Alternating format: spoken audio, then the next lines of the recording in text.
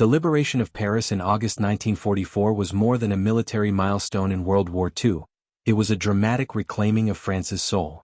For 4 years, the City of Light had lived under the shadow of Nazi occupation, a symbol of both national humiliation and silent resistance.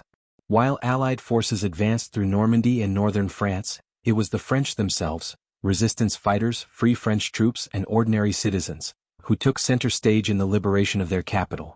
The moment marked the triumphant return of French sovereignty and reasserted the nation's place in the fight for freedom. Paris under occupation. After the German Blitzkrieg in 1940, Paris fell without major fighting.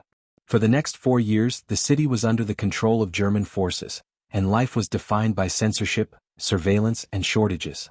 The Vichy regime collaborated with the Nazis, while a growing network of French resistance groups worked in secret, gathering intelligence, sabotaging infrastructure, and spreading underground publications.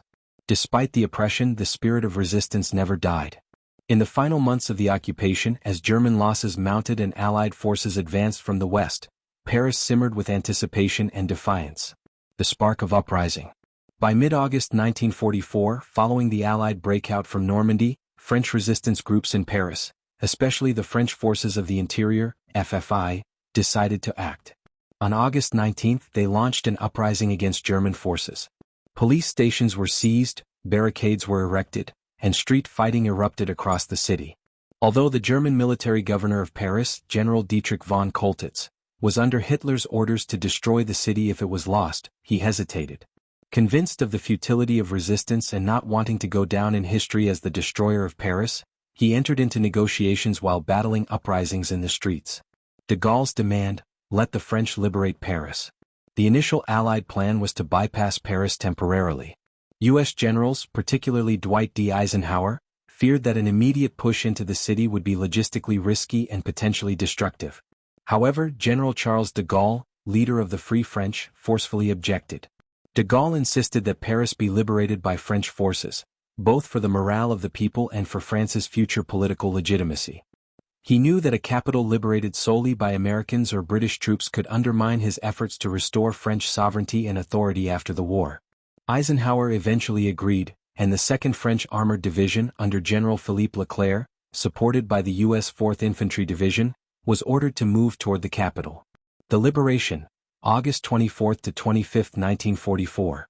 On the evening of August 24, the first elements of Leclerc's division reached Paris. The next morning, tanks rolled down the boulevards, welcomed by cheering crowds. French flags reappeared from hidden drawers and basements.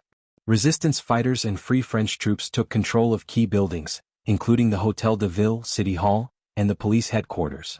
By August 25, General von Choltitz, surrounded and realizing further resistance was pointless, surrendered the city without carrying out Hitler's orders to destroy it.